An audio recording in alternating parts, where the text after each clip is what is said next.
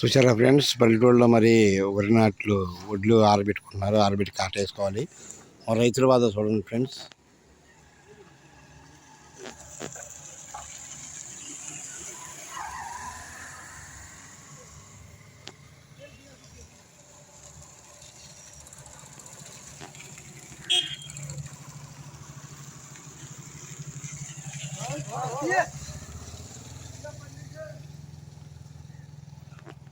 రైతులు మరి ధాన్యాన్ని ఎండబెట్టి కొని చేసుకోవాలి కదండి.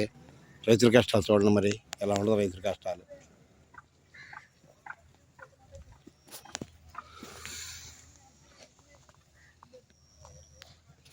ఓకే ఫ్రెండ్స్, రైతన్నకి లాభం రావాలి. రైతన్నలు అందరూ బాగా సంతోషంగా ఉండాలి.